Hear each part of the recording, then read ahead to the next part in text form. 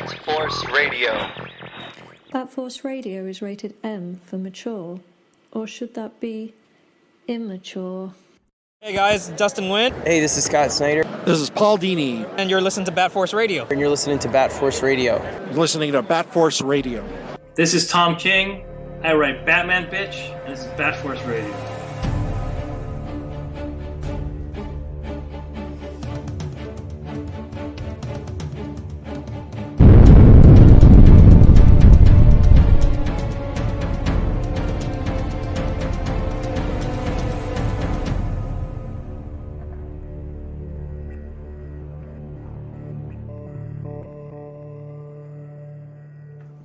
All right. He won't. He'll get drunk and pass out. That's why nobody paid him any heed when he said, just putting it out there if anybody wants to change it to Saturday. Yeah, we're going to do that so you can disappear Saturday. We'll still be walking home on Saturday. Fuck off, blokes. Welcome to Bat Force Radio, the Batman/DC podcast with no limits in the midst of riots and pandemics and everything you can imagine. We come to you bringing the latest and greatest and classics of Batman. Big panel tonight. Big news tonight. Big panel. Let's get the OGs out of the way. I got Bat Force Tom in sunny California. Hey guys. Got Grandpa Batman in Texas. Howdy. Got Robin Cross in Canada.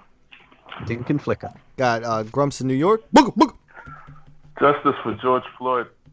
And today's a big one because we got two longtime friends have officially earned their Bat Force badge, and they have lit the candle and put one arm up and took the oath to the Bat Force. Introducing our good friend Teases from New Jersey, now a member of the Bat Force. Believe me. And as well, our good friend Slam Dunk Dave, a.k.a. Dunk, a.k.a. the Dope Knight from upstate New York, a Bat Force member now as well.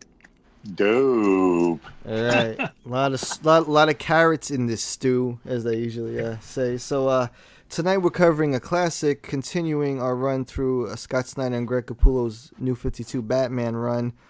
We are covering Death of the Family tonight, and this is the second time I've read it. And I have to admit, I believe I enjoyed this story the second time around more than the first time. I don't know why, but obviously you cannot go wrong with Greg Capullo's artwork. And there's still a lot of detective work in this story as well. So before we go through the story, what were your guys' initial thoughts for the second time around, or whatever? Same thing as what you were saying. This is the first time I've done a proper reread of any of this stuff since when it was coming out, and it sort of took me by surprise how much I did enjoy it. I didn't remember how much I liked it. It really shows how, following Court of Owls, which, you guys did an awesome review on the last episode, how Snyder was really getting into the horror and detective aspect of the Batman mythos. And especially since Joker had been away for 12 months. They hadn't used him in a year. Yeah, and very brief, like the New 52 started, he appeared in Detective Comics issue 1, having his face removed by Dollmaker, and then he was completely gone for a full year. If I remember correctly, I think that Scott Snyder also said that, he purposely didn't want to use Joker in like the first year or so of his Batman run, because it would seem so predictable. Well, it was predictable, but also kind of intimidating, and he wanted to kind of, like you guys said, create his own mythos, kind of, get off the ground and get going, and then take on the big bad guy. Yeah. Didn't his plans change when Joker got his face cut off? I think that was. So from what I remember is DC. Well, someone's mixing himself a drink right now. That sounds lovely. It's a celebration. It's a celebration. From what I remember, DC was purposely trying to fold out new villains in the New 52 to give new readers a chance to not feel like they had to be caught up with anything that had been happening. So I don't know whose idea it was to like I think they just put Joker in that first issue of Detective Comics to explain why he wasn't around. However, it was fucking badass that they cut his fucking face off and chose that's how to do it. I do recall, and I was going to ask you guys, I don't remember the truth to this, and I might be confusing it with the it's part of the Morrison run, but part of the Morrison run, he gets shot in the head, right? Like he gets shot right in the head. Yeah. Early on, Joker. yeah. Okay. And what doesn't the bullet go through his brain? Or I can't remember how it was explained because I thought I remember Tony Daniels saying that when it was told that he would have Joker for the first issue to play with, like they're like, you need to put Joker in your first issue because he's going to go away, so something has to happen to him. I don't know if it was his idea or whose idea with a face, but I remember reading somewhere Tony Daniel wanted to give him a lobotomy, but DC was like, no, you can't give him a lobotomy because we're not changing the Joker like that. We're just having him go away for a minute. Yeah, it has to be something he can come back from. Yeah, but so I don't remember where exactly the face cutting off or who that came from specifically, but I thought that was interesting that Tony Daniel had this like idea that he wanted. DC's told him no, but you can still use him. You just got to tweak it, and then rather than giving them the lobotomy, they get the face off. But something going back to the death of the family, and I remember specifically the time, like the environment that this book was coming out, the storyline, because it was like 2012 or 2013, right? And Snyder and Capullo had already been on for like a year and a half or 2 years doing the Batman thing. And I remember like it was fucking massive. Like the Batman title at that time was enormous. And what I remember feeling about it is they had a big Death in the Family signing in at Fat Collectibles in Anaheim, which I don't know if it's still there. If it is, it's at a different location. Dunk, actually, you and me went to the new Fat Collectibles when you were here. Remember that? In Anaheim. So we went to that place is pretty dope. Yeah, it used to be way bigger, and the guy explained that it was across the street. It was way bigger, but they had this big Death of the Family signing. It was Scott Snyder, Adam Glass, Norm Ratmond, Kyle Higgins. Oh man, I can't remember who else, but it was like 6 or 7 people that were all at that signing, and it was for the crossover issues at like issue like 13 or 14, and it was on this big billboard like right outside of the comic shop, right on this main street in Anaheim, and it was like rock star status. Like it looked like a concert where it was like hundreds of people lined up outside of the comic shop, hundreds of people, and we waited in line for like no joke like 3 hours, and at one point they came outside and just started signing books for people in the line because it was so big. But I remember thinking then, I'm like, damn, this shit is fucking massive. Like everyone's reading this book, everyone is liking the book, everyone is talking about this book. So that's what I remember specifically about Death in the Family. It felt like it was like one of the last times when it was like this like a big pop culture thing in comics that it seemed like everyone was in on it. Yeah, the timing and the way they played things out, like having Joker be gone for a year and how well received, because they said, okay, we're going to do this big relaunch and we're going to prove that we don't need the Joker to do it. We're going to leave him, he's going to be gone for a whole year. And everything had still gone so well, and it was sort of like, oh, you think this Court of Owls thing was scary? These people that hide in the shadows and kill some people. Then Joker comes back, and he comes back like fucking Freddy Krueger. Yeah. And he's just this unstoppable. When the first time you see him, he just walks into the GCPD and starts murdering officers, and they're helpless. That's a good way to start. Yeah, he's kind of a cross between Leatherface and like Hannibal Lecter as well in this one. Just really crazy. And this was a big crossover with all the titles under DC. Pretty much. Did you guys collect all the individual titles just for those cool covers that had the Joker mask on them? I did. I collected all the issues, even the ones that each title, if I remember correctly, I think each title, the first tie-in issue got the die-cast cover, but then the next one didn't. Because it's a big list of tie-in issues. So for anyone that wants to collect all the issues, you can either collect singles or there are different collected editions.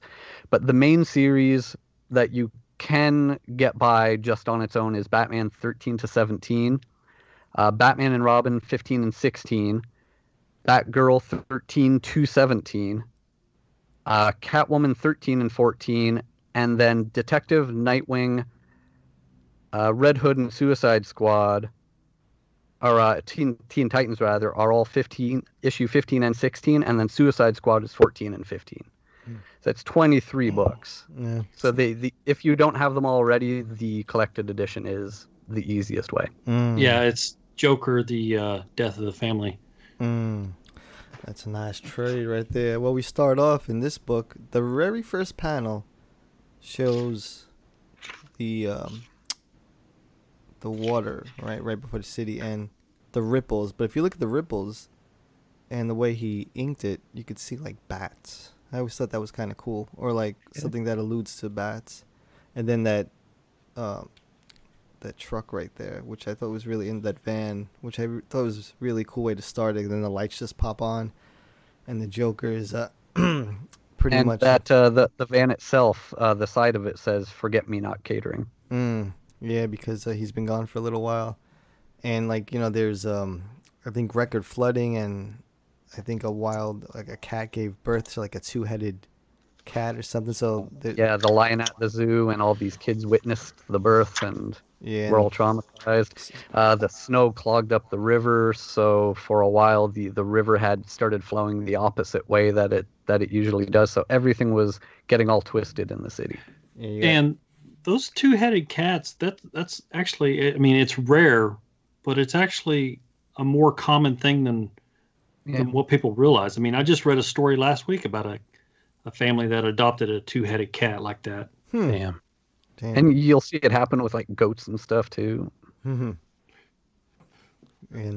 we got Harvey and Bullock talking about these signs coming out, and I like the little suspense Capullo creates in the panels as the van pulls up and the Joker gets out. And this is something right out of I almost feel you guys remember the first Terminator movie when the Terminator goes to the precinct and just takes everyone out.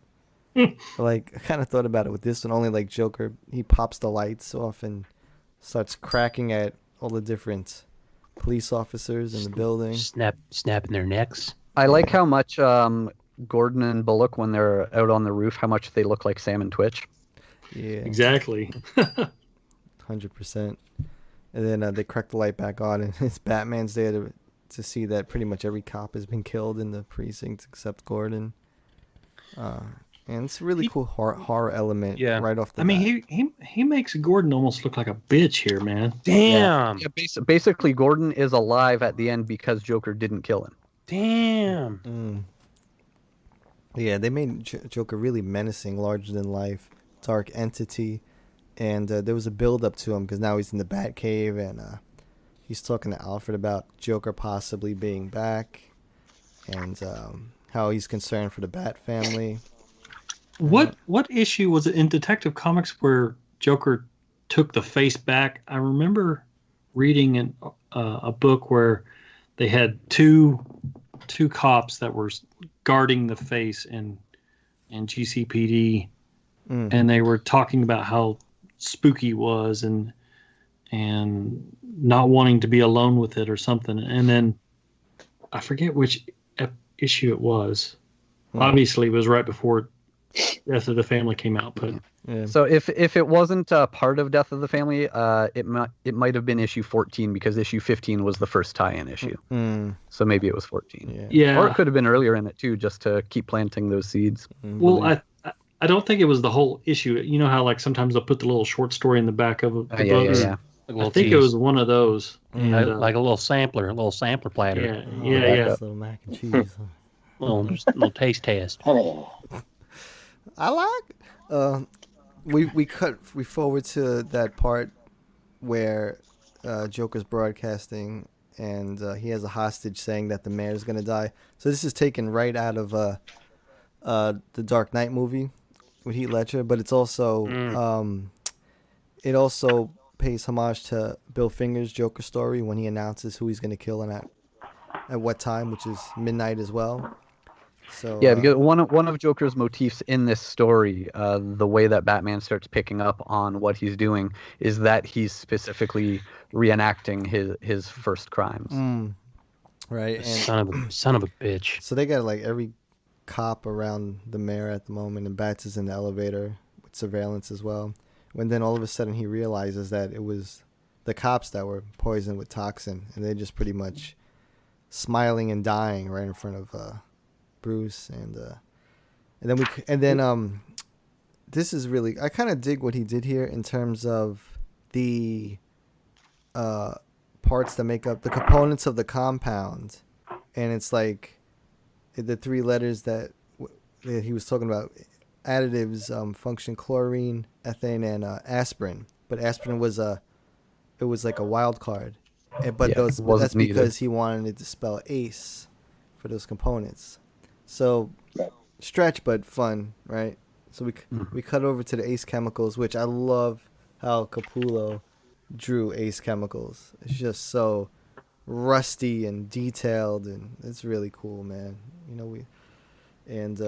He confronts the Red Hood, which sets up a trap where a mallet comes swinging, that's kind of cool too, because even in this modern era, those big, larger than life Joker gags are being utilized in this story, and the mallet knocks him into like this oversized, what do you call that? A vat, right? Vat. Yeah. And the a bucket. And the door's shut. But it turns out it's not really Joker, but it's Red Hood with some kind of device inside the helmet that I guess it's Harley. It's Harley. Yeah, it's Harley as Red Hood, but the actual helmet is transmitting what Joker's saying and whatever. But this is kind of cool. Is one part. That's one part where if you read the backups that are in the issues, like Scott Snyder, James Tynion, and Jock had done backups in the backs of these stories, and if you read that, you'll see where Joker is pushing Harley into doing this, and before he shows her that she's going to be wearing the helmet, he's threatening to cut off her face. Yeah, and she said something like, "If you do that, do you think you'll still find me beautiful?" And he says, I never said I found you beautiful," or something to that extent. And she's like, "Take off your clothes." But reading this Harley, even the way Capullo drew her, I was like, wow, this is like right before, or relatively before, Jimmy Palmiotti ruined her and shit like that. But this is kind of like a cool looking version of Harley and in Gotham, even though it's kind of like post Joker. But I kind of dig her look here. It was pretty cool. Yeah, this is kind of the beginning of the end for Harley and Joker's relationship in the New 52. In the beginning of that shit show series she had, but believe I just but so many horror elements. As we cut back over to Wayne Manor where Alfred answers the door. It didn't even ring. Something's like scratching at the door. Yeah, and it's that two-headed cat. And if that doesn't make you, if that's not unnerving, I don't know what is. And then Joker's right there, and pretty much swings the hammer at Dude, that splash page where he's swinging the hammer. I mean, that's iconic. Capullo right there. To the point that's the Greg Capullo Joker black and white statue. Oh yeah. Sure. Yeah, and that's in the end of issue 13, right? Yeah. I got that print signed by Capullo when he was in, I think, Vegas, maybe a couple years back. But that's a damn good piece right there. You can't pass that up if you see it. What does Bruce do to escape that vat? What did they say? Did you get all this? He has control of the mainframe. He has this, like, doesn't he have this like pressurized mechanism that kind of like pop? Yeah, he makes the suit basically fire him out of there or something. Oh, because it looked like a laser pointer for a second. I think he farts. It looked like a cigarette lighter, the old school cigarette lighters. Both of gas. Very cool artwork. Yeah, he gets the methane from his ass. So he gets out of there and he hops in that great looking Batmobile. This is like the beginning of the New 52 style Batmobile. That's a great looking Batmobile. And he comes back. Alfred's not home, but Joker did leave a cassette tape wrapped up. That's when you're like, oh fuck, why did Joker leave a cassette tape for Bruce Wayne? What the fuck is going on? Who the hell has a cassette Yeah, player? who has a cassette player? What kind of billionaire has a cassette player in 2011 in his living room? He's still rocking the Batcave from the '89 movie. Just in Do case. you notice how the cassette player when it's on and playing, it looks like a Joker face? Oh shit! Damn. So that's why we got Gramps on That's what payroll. Gramps gets paid the big bucks for. And the volume and tone look like eyeballs that are all screwy. Yep. Yeah. Damn. Mic Fuck. drop. Fucking Gramps, man. But that's like an old school stereo system too. You see like a huge button. Yeah. And it does make sense though that he would keep all of these dead forms of technology just in case, because times could come where he might need them. He's Batman. That's why. Yeah. Exactly. So That's why I have a VCR. Yo, Gordon's definitely bitching out in this story, but he's in his bedroom right now, shit in his pants. He's got some PTSD off of Barbara. Joker. Or Joker. Mm-hmm. So the Killing Joke. This is bringing back the Killing Joke. Yeah. Even though, so we're in the bedroom and they're talking. Yeah, it's bringing up old stories. Oh, and then he starts losing it. I guess he got infected with that toxin as well, right? He starts like bleeding out. Well, not just that, but Batman tells him that he's the next target. Yeah. Because Joker had left a tape that said Gordon on it. But in my mind, that meant that Barbara, not Commissioner Gordon. Yeah. And we'll find out why later on. Did you say Target? Target. Yeah. Target. And so Bruce and So Dick. Batman pulls a gun on Jim. Yeah. Oh shit. Yeah, I assume it's like a dart gun or something that he was gonna crank him if he wouldn't cooperate. Don't try to defend him, Robin. And Jim is refusing to go into hiding because Joker has just killed 19 officers. Yeah. So And that's when he reaches in the door and touches the what pictures or whatever. Yeah. Which are probably coded with. Oh shit. Okay, and you see those old photos where Gordon is over Barbara in the hospital, and then the next one, the police officers are taking Joker away from the carnival. Now, at the end of Killing Joke, it's kind of the between the lines is that open-ended. Yeah, it's left open-ended. Alan Moore says it's Killing Joke because Batman actually kills him, but here. There's your answer. There's your answer. Well, I don't. Did Alan ever say that? I know a lot of people always contended that. No. And what I felt really settled the two arguments of Killing Joke was when the Absolute Edition came out a couple years ago, and it has Alan Moore's original script, and it neither says anything about make it look like Batman kills Joker, and it also doesn't say make it look like Joker rapes Barbara. So to me, that script being there just ends both of those arguments. And Alan Moore apologized. Okay. Yeah. Well, I mean, if you had Oracle and the Joker in the same continuity, then obviously he didn't kill the Joker. So I never understood that reasoning as well. It was never intended to be part of canon. It was really just more of a one-off. But but then they included it Oracle, now. Yeah. All these it was fucking so good. nerds couldn't let it go. Yeah. The internet happened and ruined everything. And then we cut over to that bridge. What's so special about this bridge? Did Bruce say? That was where they had their first encounter. Yeah, and then then he blows the bridge, and then you have a bunch of who's down there? There's a whole Nightwing conversation that takes place. Yeah. We're skipping over some of the stuff here. So Bruce had, because Joker was repeating the first time that they met when he was poisoning the water supply. Batman shows up there, and Joker then starts to lay out, well, I knew how this was going to go. You were going to stop the poison. You have Nightwing ready to blow the water system to stop it. So my poison's only going to affect the first people it gets to, and then you're going to do this, and then you're going to do that. So I went ahead and did this and this and this and this. So I already accomplished everything, and we're already done. The people are dead. Just like in the Court of Owls, in this story here, Batman Bruce Wayne, he seems to be doubting himself a lot throughout it, and he's also being very, secretive with the other people, the Bat family, the Robin, Dick Grayson. He didn't even tell Barbara Gordon, Batgirl, that Joker was back in the beginning. Yeah.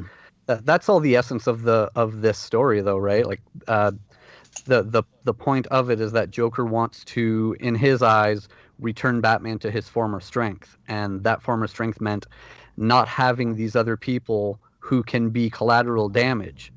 So he sets out to show him that the Bat family makes him weak, because Batman can figure out every step of Joker's plan. He can call every bluff, beat him to every punch.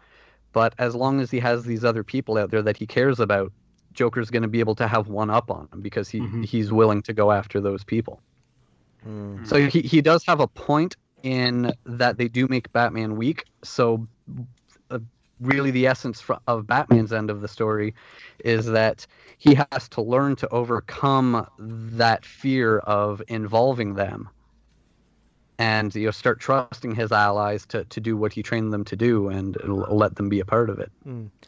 Yeah, and Joker's also telling him that he knows who he is under the mask while the GCPD show up. And then he's yelling over at Harvey, saying he knows things about him as well. This is a broadcast conversation to the whole Bat family and the whole GP, so everybody's hearing. I love that page where he's blown up basically the water with the people that lived in the condo that were, I guess, either drowned or poisoned in that water, and he's blowing up, and he's like announcing that he knows who they are, and then that panel where he's like leaning backwards. I just love that panel right there. If I could buy any page out of this whole arc, it'd probably be this page right here. Like, bitch. Yeah, that's the depiction of Joker that I think is the best. Like, it's what the Arkham games did really well, is having that Joker, the way he's characterized, is that whimsical, flamboyant, like a fucked up Willy Wonka kind of character, Yeah. Whereas most of the other villains are, big, scary brutes. He's just, sometimes effeminate and, not at all about being macho and tough. He's just twisted. Silly. Yeah. And then that second panel or a third panel where he says, and I know who you are. I have to say, you sure are a bunch of, and then it's all expletive. What do you think Pussies. he says there? Yeah, you Pussies. What I was thinking bitches, but yeah, pussies could work too. Like I counted out the letters and was thinking, maybe saying you sure are a bunch of bitches. Oh man, that cracked me up. I loved it. You're all a bunch of pussies. If it came out now, he could say you're all a bunch of millennials. Yeah. Oh man. Then he blows up the GCPD cars, and Bats gets free and jumps towards him.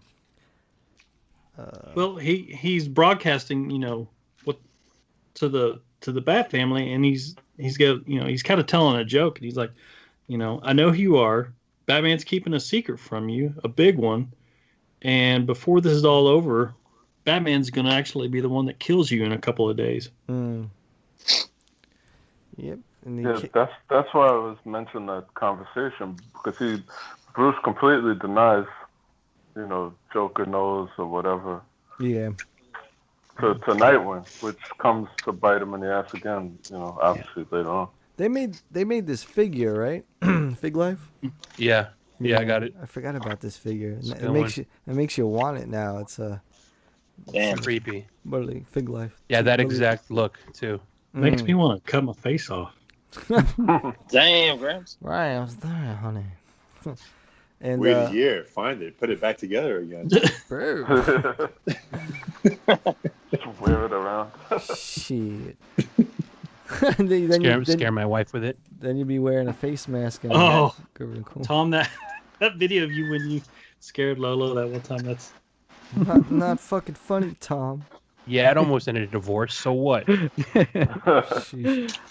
And then Bruce wakes up, and he's surrounded by the Bat family at Wayne Manor. And then Alfred walks in, but apparently Alfred's wearing the face of the Joker. It's pretty fucking creepy in a surreal way. Yeah. So Bruce wakes up in the house, and everything is seeming too okay to be true. Like everything just had a happy ending already. Yeah. This would make a cool animated movie, actually. And then Bruce wakes up again in the Batcave. I mean, the Batcave. And apparently, I guess this all did happen, but he must have went unconscious as he landed in the water from the bridge, because they're talking about how the toxin. Well, Joker had poisoned him while they were fighting. When Batman punched Joker in the mouth, it cut his knuckles open. Yeah, and the toxin in the water, they was neutralized. It was lingering off. And he just wants the Bat family to get the fuck out of town, or just you know steer clear of this. And he goes back in terms of old fights. I like how Damian is just like, "Who invited you, Todd?" And he's also really dismissive of Joker. He says, "Well, maybe Joker used to be this big problem, but you know he's washed up now. He let Dollmaker cut his face off, and then he disappeared to go lick his wounds. Yeah. My father can beat him. My dad can beat up your dad." Yeah, so he just. You know who Damien is? You guys ever seen that video of that like 5 foot nothing like white prep kid like drunk outside of a bar, and he's like, "You know who the fuck my dad is?" My father. Yes. Yeah, Hands that's down. Damien. Oh shit. You know who the fuck my father is? And this like 300-pound 6'4" bouncer just fucking shoves him to the ground. Not getting you into his bar. The kid pops up. He goes, you just fucked up. You just fucked up." Oh, fucking Damien. Never heard that. But Damien could have fucked him up though. Oh yeah, Damien would have cut his balls off and fed him to his fucking mother. This part's great. Bruce does some detective work in terms of tracing one of those pay-as-you-go phones, those burners, and it goes back to Dylan McDyer. I guess he works at Arkham Asylum. And Did you talk about the playing card yet? we didn't get up to that yet. Oh, I guess I'm reading the trade, and it's a little different order. Okay. Right. God damn, Gramps. Sorry. Hey, Your pants. I love how Bruce jumps right through family dinner on a Sunday, and just to interrogate this guy about what happened. This is after the part with the playing card. Oh, did I skip? Yeah. You skipped it? Oh, did I skip You know, it? What about Gramps the is part right. where he's getting grilled about? Oh shit! How the What fuck? does the Damn. Joker know? Damn. Your pages are sticking together. They are What have you stuck been together. doing? It's a fresh. What have you been doing? The omnibus is a little different, I guess. You know. Yo, but that sucks. So this is one of my favorite pages. Is that bat boat on the top panel? The way Greg drew all that, I love that bat boat. Simple but awesome, like effective and. So he kind of has to divulge a secret that he's been keeping from the others. Is that, because Joker had said something about, Batman has my calling card, and they're like, what's he talking about? And he's like, well, it was one of our first encounters, and he kind of like in '89 where he had to fly a balloon full of gas out beyond Gotham, and then drove the Batboat back through the caves, and then back to the Batcave, and then in the water found a floating Joker card. And there's he thinks crazy shit. He thinks maybe Joker's insinuation was that he had gotten into the cave. Yeah. But Bruce is certain that he didn't make it, but no one's believing. Yeah. And what do you do, Bruce? Put some gum on it and stick it to the side of the boat? Yeah. Okay. Yes. Okay, Bruce. So Bruce finds out from that guy that works at Arkham that the Joker was making them do things. So he takes a ride to Arkham. Great looking Arkham. That Arkham in those 4 long panels kind of reminds me of the way the Arkham Asylum looked on the cover of Arkham Asylum, a serious place in Serious Earth. Is that what it is? Yeah, that's what I thought. Serious House and Serious Earth, right? Yeah, which we should be covering soon because that's overdue as well.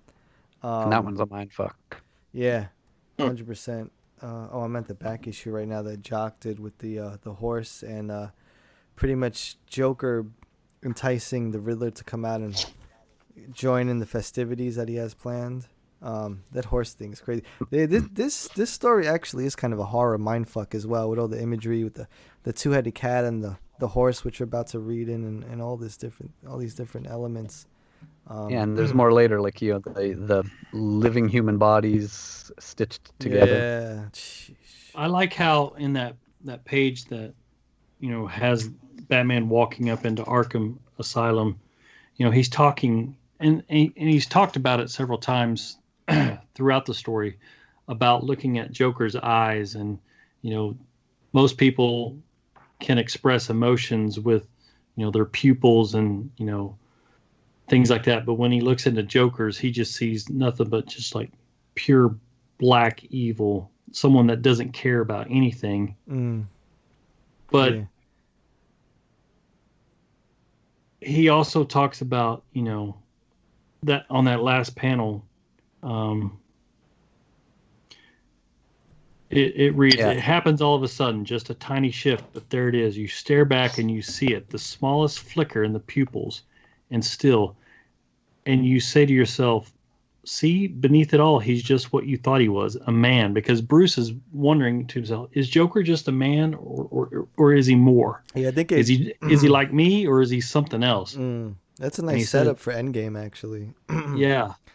This whole book is. Yeah. And I feel like they go together pretty well, to be honest. Well, yeah, they were designed to. If you remember what Scott was telling us at the time, I think he was on just before Endgame started, and he was explaining that Death of the Family, was Joker coming to Batman from a side of love and showing him that he wants to make him better, and then when Batman turns that down, he refuses that love and refuses to say he feels the same way.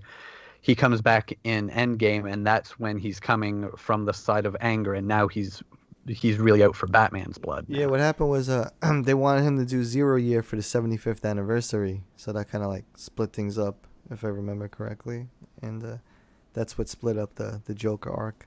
But when he's walking through Arkham, and each cell has a guard dressed as Batman and a guard dressed as Joker, and they're all dancing. It's really disturbing when one of them says, "Help us, please. We've been dancing for days." And I'm like, it's pretty twisted, man. Just fucking Joker. And the backups are really cool. We just mentioned a little bit where he sees Riddler in there. So he's sort of giving the other villains the opportunity to be involved, but he tells Riddler, well, you only get to be involved in this if you're at your best. So you at your best can surely figure out a way to get out of this cell. So let's see how good you are. And he throws in some poison gas. So he has now a short amount of time to show that he can get out. In a previous backup, he also set up Penguin, by killing off several members of other mobs with an umbrella to make it look like Penguin did it. And he's like, okay, well, I'll take the blame for it, but you got to do this one thing for me. And I wanted to, give the invitation, and we find out later what it is, and it's pretty funny. When I saw that again, I was like, this is like a typical Penguin setup in every arc that you read in Batman.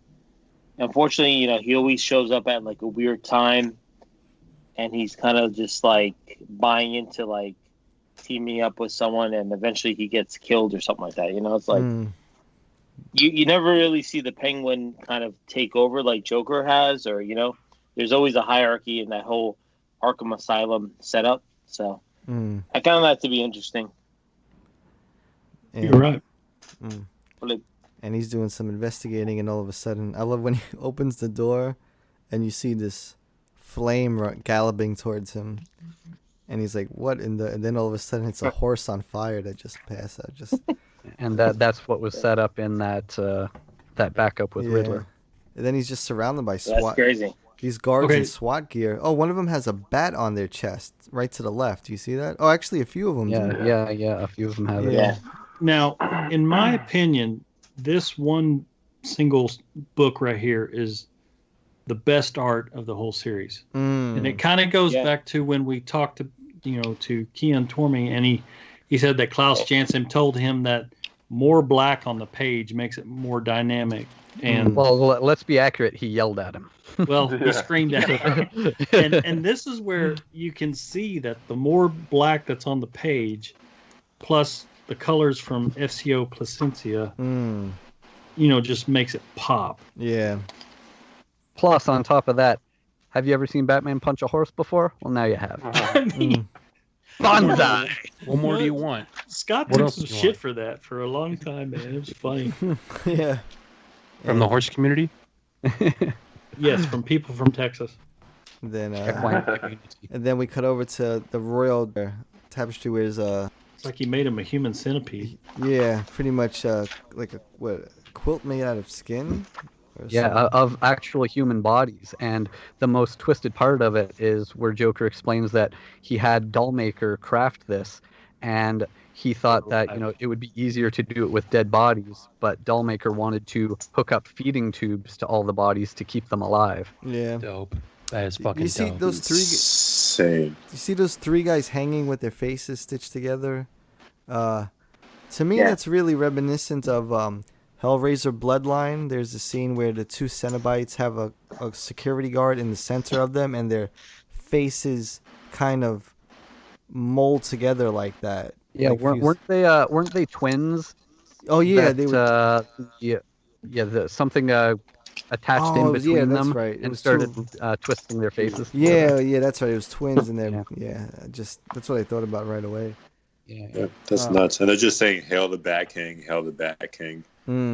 Yeah, because Joker's whole motif with this is that everyone who's in here is part of it to make Batman better. They're here to serve him and make him stronger. Yeah. Well, he's really playing into the whole knight thing.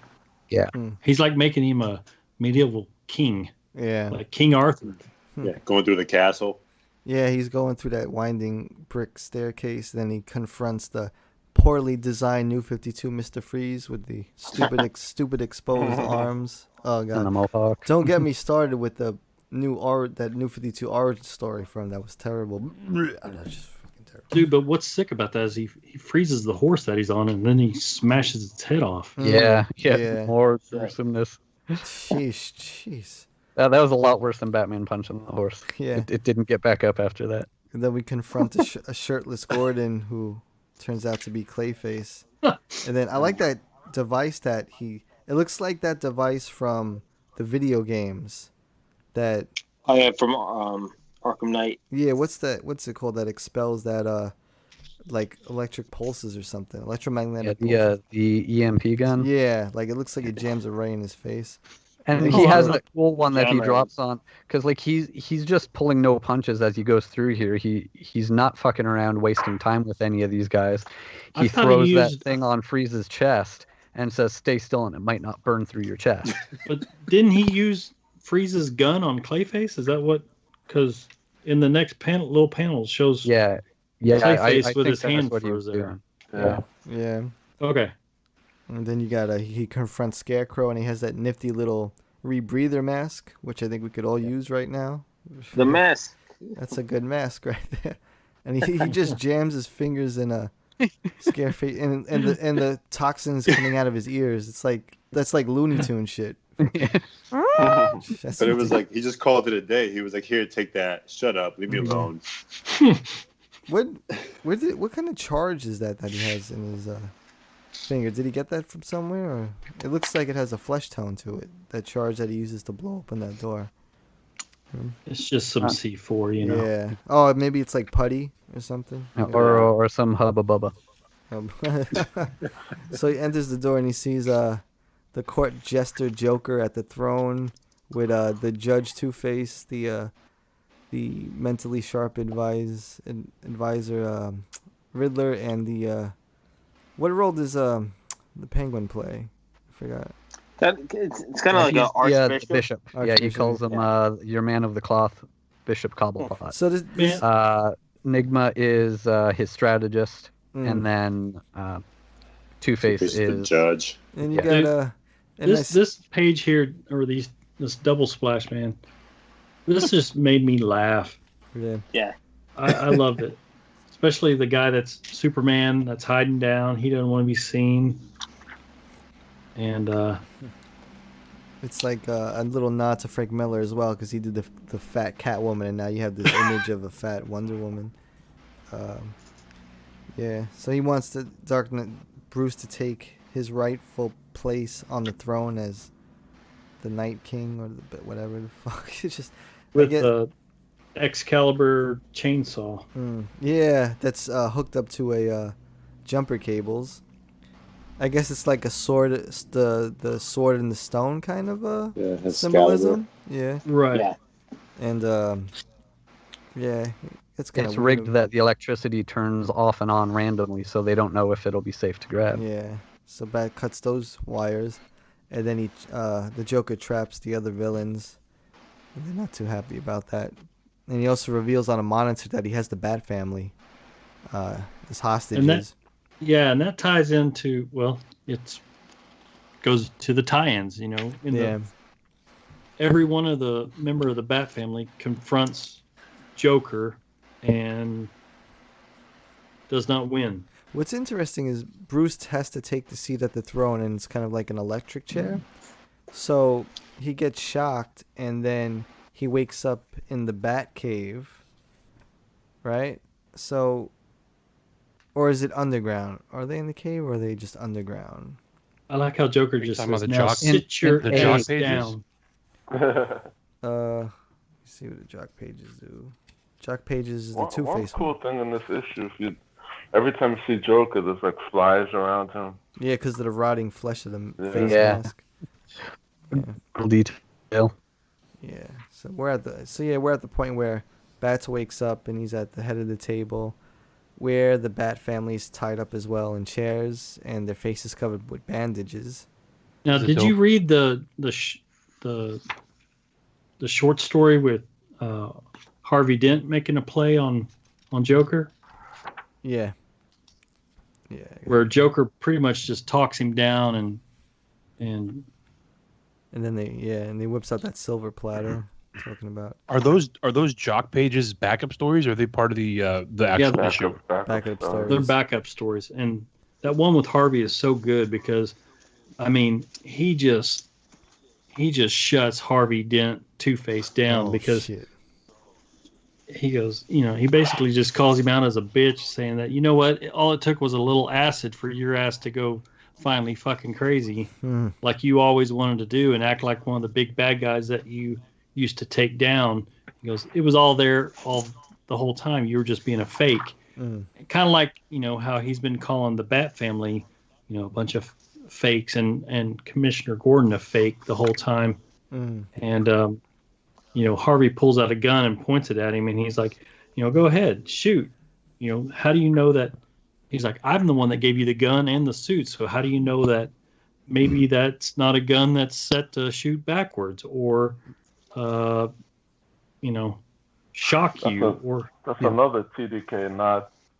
Because he had also poisoned Riddler's suit that he gave him, so that he passed out right after he locked them up. He had already planned all this stuff out, and it's kind of like when in the Catwoman tie-in, they fight and she gets her suit all ripped up, and he gives her a new suit, and when she tries to make a play on him, it like freezes her up because he had booby-trapped the suit that he gave her. And so he had set all this stuff up, kind of showing how, just like Batman, he's always got a contingency plan. Yeah, and the Jokerized Alfred looks pretty vicious as well. Looks a little bit like the Outsider, huh? Yeah. One thing I liked on that, when Batman's waking up, you see that image of like the skeleton bat coming into focus.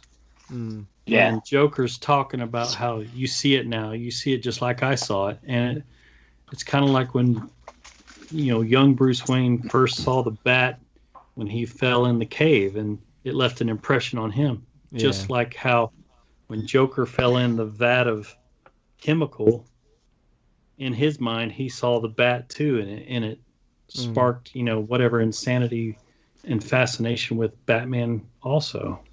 Yeah. And this part is where Scott really goes on a bit long-winded, but the whole speech about how basically felt like the Bat family has slowed him down, and he really needs the Joker to be at his best.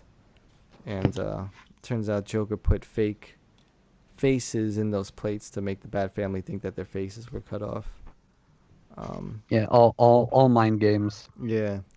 And then it was at a point where Joker just lights everything on fire, make things easier. But Bruce knew that they were right below some kind of body of water, I guess. And he said, at least a pipe that he could blow. So then the Bat family learns that their faces aren't cut off, while Bruce starts to chase the Joker, only to realize that that little two-headed kitten, or whatever the fuck it is, had an explosive device sewn in its head to release more Joker gas, or Joker toxin, Jokerizing the whole Bat family, which is pretty crazy. But that coming into that part, that's where we see Bruce doing what he needed to do to beat Joker, because he goes off and chases him, and then Joker explains that, well, I've just gassed them again, and they're going to tear each other apart if you don't go back there and stop them. Yeah. And Bruce says, no, I'm going to trust them to take care of themselves, and I'm going to take care of you. Yeah, because they were fighting it off. That's true. And that's also like Joker's opportunity to help expose what he thinks is Bruce's weakness, which is his empathy towards the Bat family.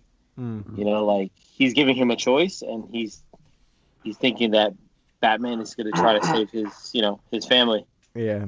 And that's what he thinks. That's the whole point of this. He thinks that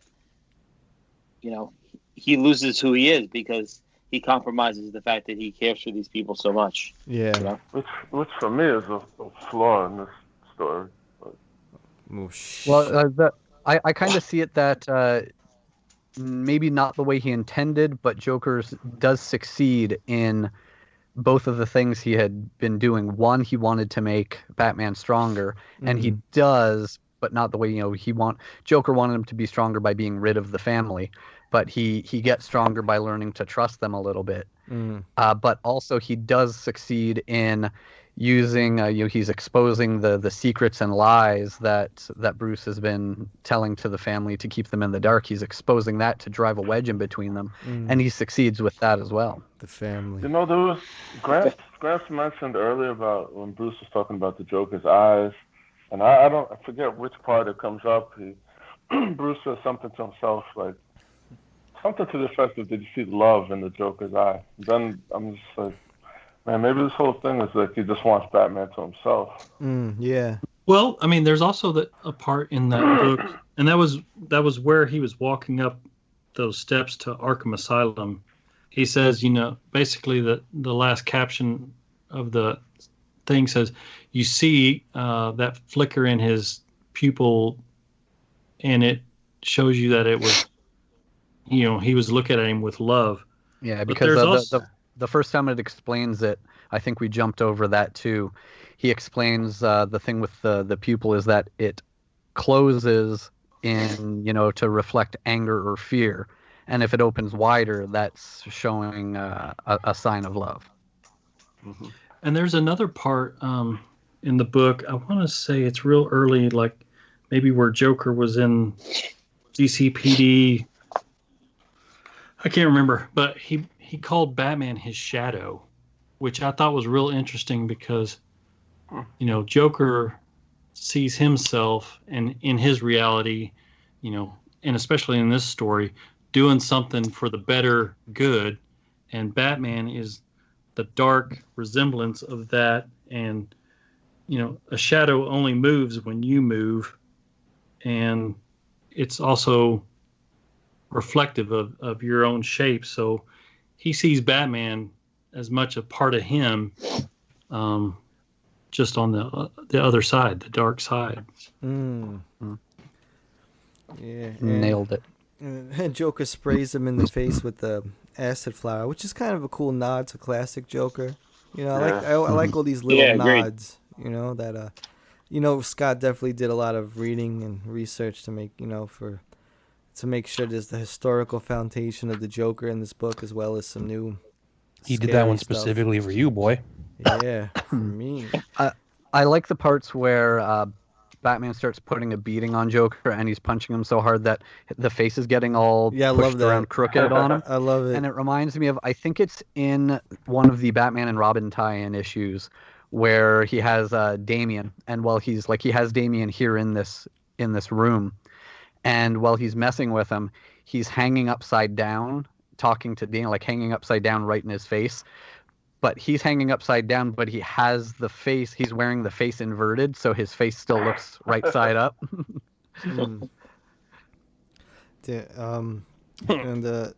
going at it, and then Bruce tells the Joker that he knows who he is, he knows his backstory and whatnot, and he's about to tell the Joker, and the Joker just can't handle it. I think it's more like, in the end, Joker doesn't want to know who Batman is as much as Batman doesn't want to know who the Joker is, but knows how to play that card.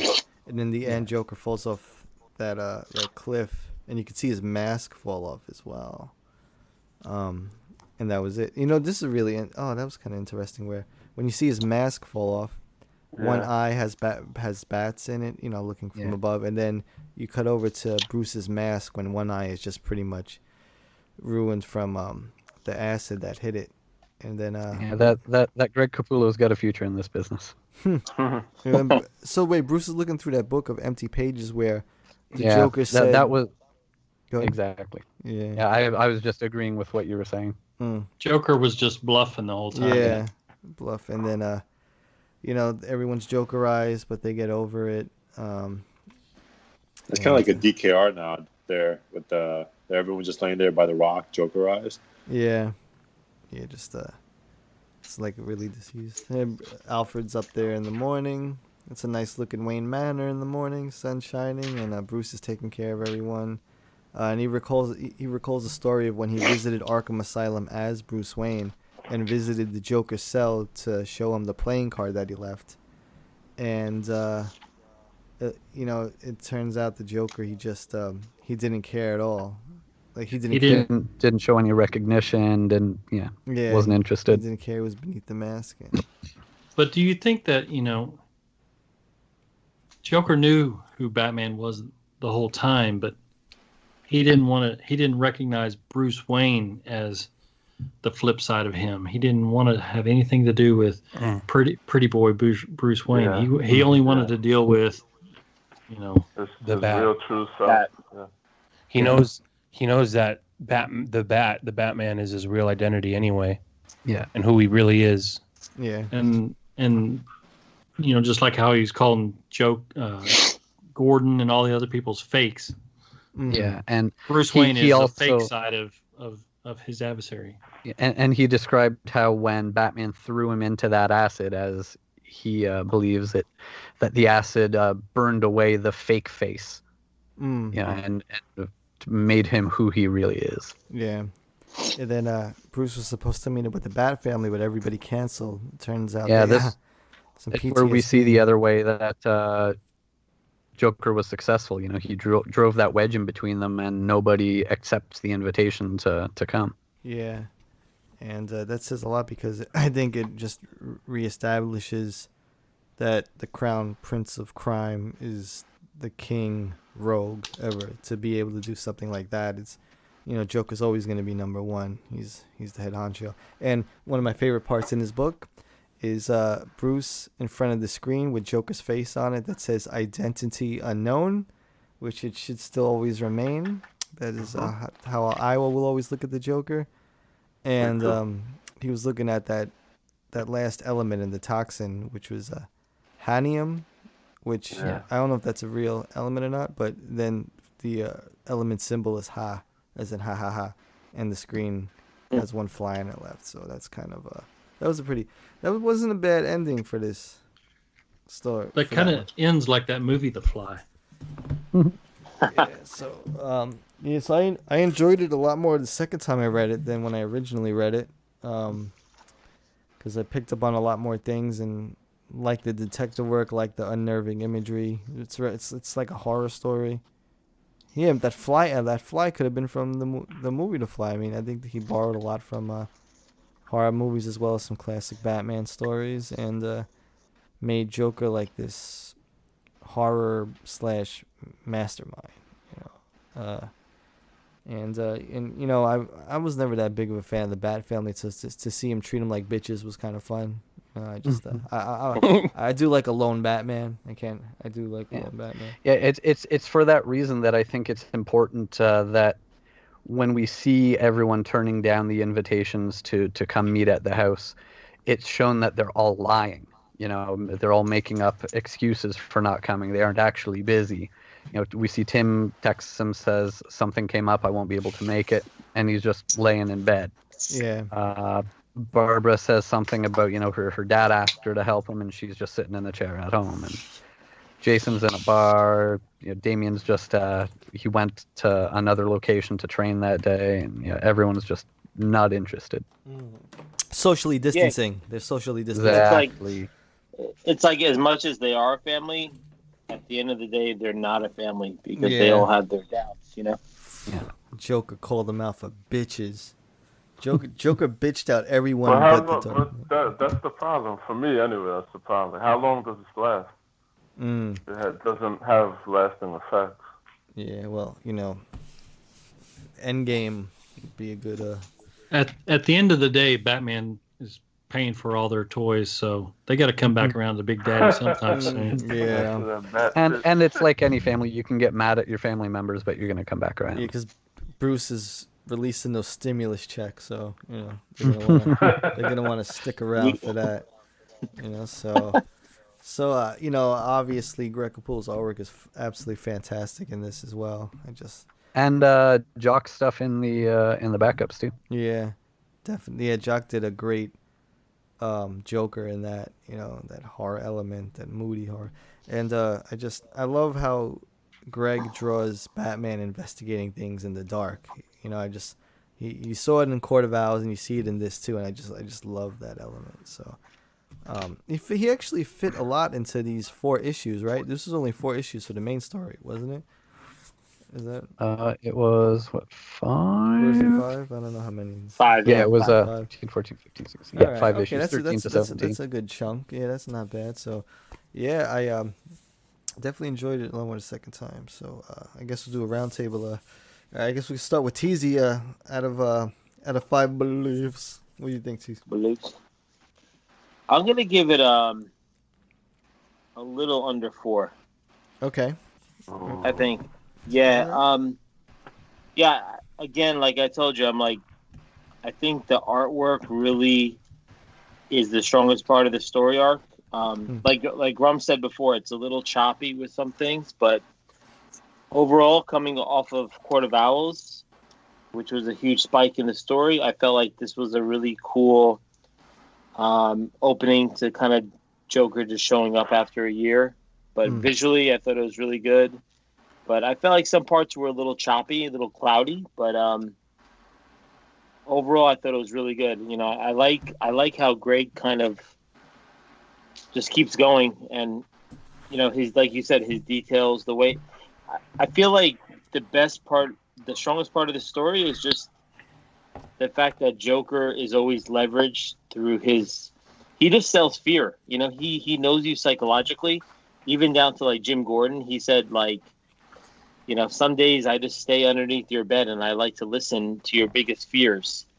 And he gets into your head. And that's something that really separates Joker from all the other rogues that makes him the best, you know, psychological.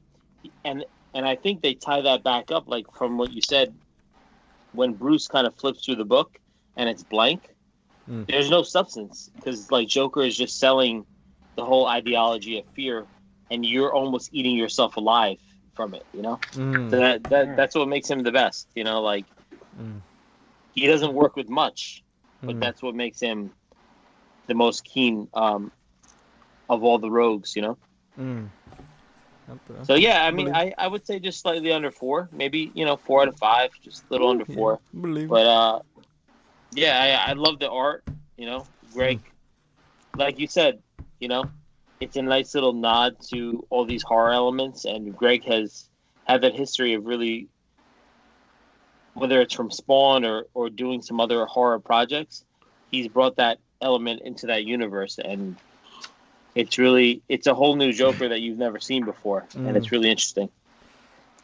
He's Believe rotting, him. Believe. 4 out of 5. Oh shit! He just upped it a notch. Not bad. Yeah. He talked himself up a little. Yeah. Yeah. Sure. All right. What about the Dope Night at a 4 out of 5 dupes? Man. I'm gonna say probably like a 3.5. Oh shit! The new guy. Booker. This is a new grump. Yeah. Nah, yo, it's everyone's grumping. No, it's quarantine got you guys grumpy. Got us all this time to think. I don't know. It's the art's phenomenal, as Caesar said, and the horror element is definitely there. A lot of great nods when you look at DKR or horror movies. The mosquitoes and some the flies. And a lot of scenes are just like sprayed around his face, and it just pop around just to add that that element of the fear or the horror of how gross the situation is. The way Joker manipulates everyone and has them pretty much in his back pocket. It's what we expect from the Joker. It's a great Joker story, but there's better ones to come after this. Oh yeah. So 3.5 it is. Oh, Dunk standing his ground. Damn. Let's see if the grump can out-grump him. You merely adopted the grumpiness. You just challenged the grump. I would just say just 3.5. Like it's. I hate the thought that like maybe you guys or a lot of people like their work doesn't hit for me, but that doesn't mean I don't think it's quality stuff. But it's just, first of all, the title of the story doesn't, Death in the Family reverberates in 2020. Every time you see Jason Todd, this story was for me a toss away. Then it just didn't hit with me, but there's some cool stuff, like the horror stuff that I saw, was I maybe just glossed over before. It was pretty cool. The art, as always, is great. I had a thought, like a crazy thought, like, man, this art doesn't kind of match up with the story. The art is bright, and I don't know, I wish maybe it was a little more gritty or whatever, but the stuff with the family, he needs the family for every other villain except the Joker. Stay away from that guy. Oh man, I don't know. 3.5 though. It's not as bad as I thought it was, but nice. It's just not for me. But I know we're gonna do Endgame in the future, so Endgame. I'm looking forward to that. That's the one right there. What do you think, Robin? I was gonna go 4, but fuck you guys, I'm gonna go 4.5 now. But I am a big fan of all the horror elements. I think all that stuff is really well done, and all of the little things that are set up right in the beginning that come into play later, like when we first start learning that Jim had these stashes of smokes all over the place, and he had challenged the cops to find them, and he didn't think they actually would. It starts to sort of make you think, oh, who was actually finding them then? And we get the confirmation later that at least one of them, the one that he thought only Barbara could find, Bluebird. the one under his bed, was that one was Joker that found it. So right from the start, we're sort of led to think that he's been around a lot more than everybody thinks, and that's actually another thing that I think comes up in Endgame. We find out a little bit more of where Joker actually was through all this time.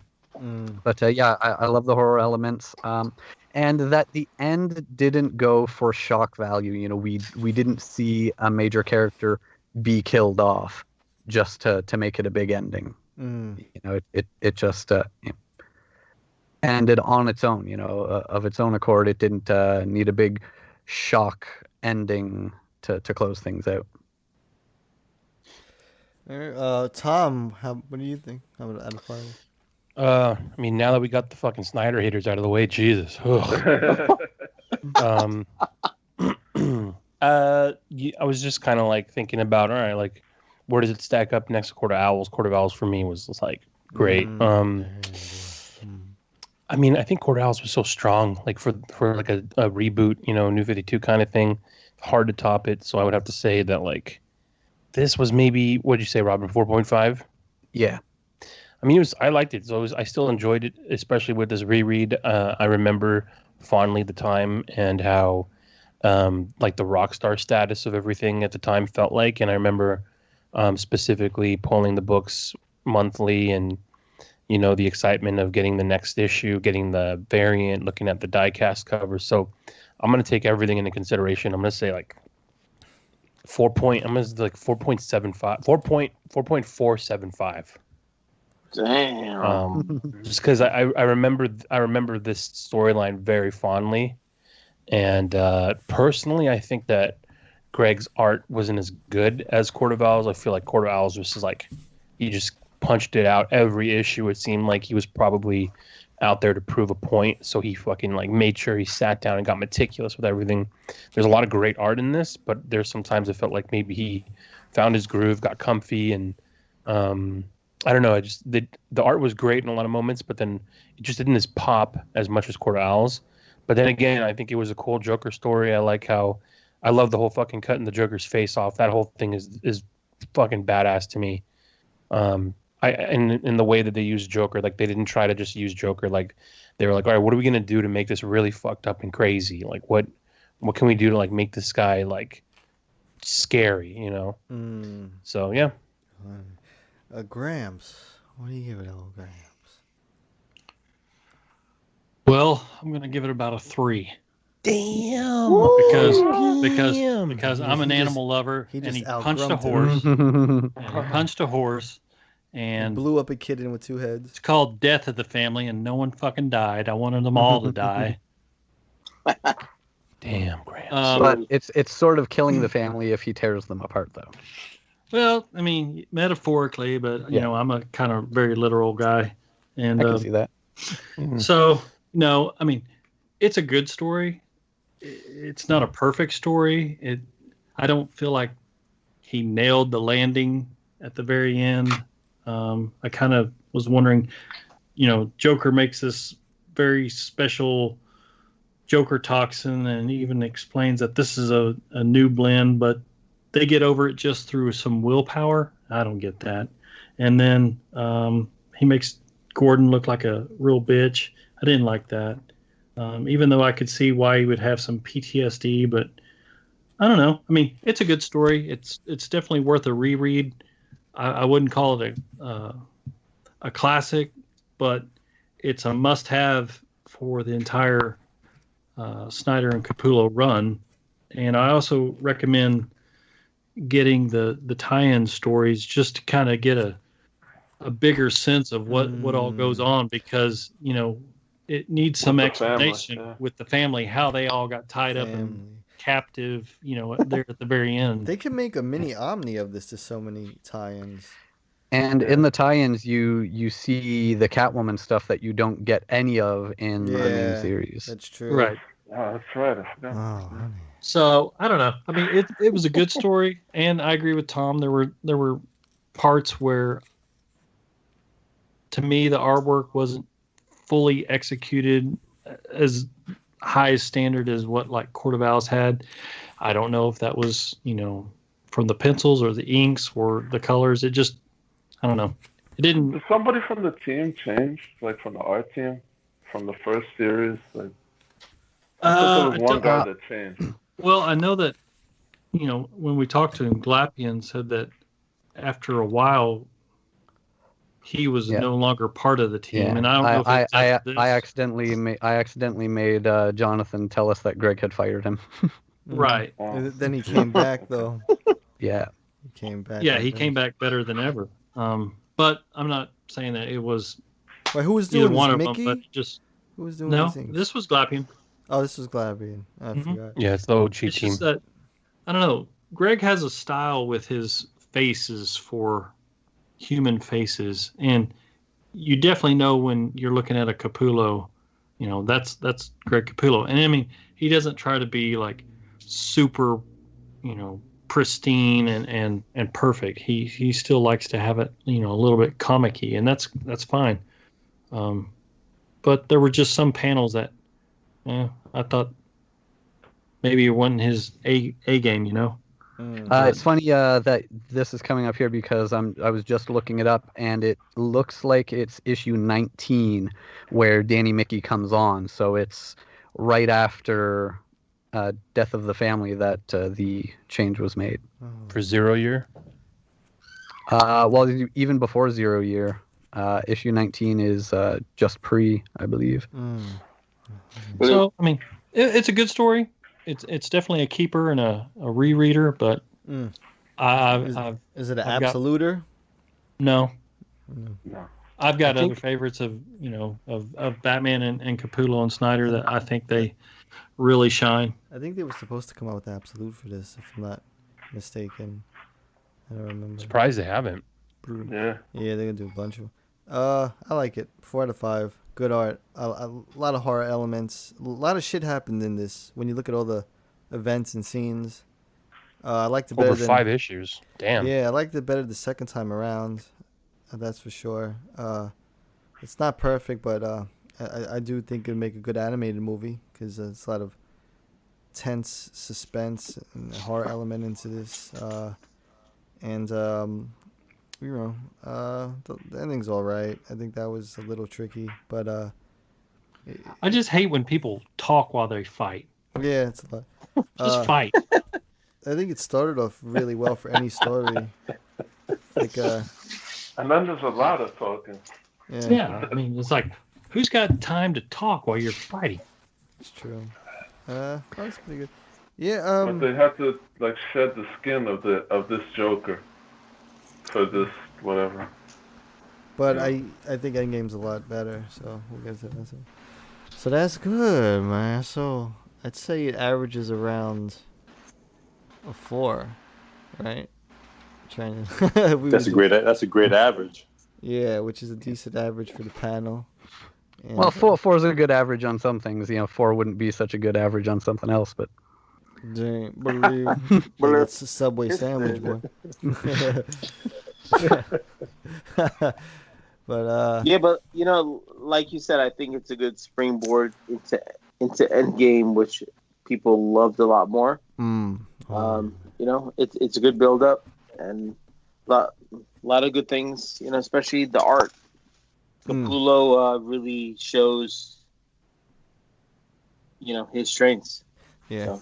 So you could always rely on Capullo art in general. I Yeah. think he's just Capullo. He stands out. Yeah, it kind of just helps the story just move along. I do No want to matter if read. it's good or bad. Actually, damn, now I kind of regret not reading the tie-ins. I think that would have brought more to it. I'm kind of curious how the tie-ins going, but could check that out in the future. But yeah. So for anyone who hasn't read it, if you want a good horror style Joker story with great art, Death of the Family is definitely a recommended trade. The average is about around 4 out of 5 for the Bat Force panel, so definitely check that out. Thanks for listening. Bat Force Radio, iTunes, SoundCloud, Spotify, YouTube. Hey Gotham dwellers, make sure to stop everything right now and subscribe to Bat Force Radio. We can be found on iTunes and SoundCloud. Don't miss out. Guaranteed to satisfy all of your Batman and DC needs.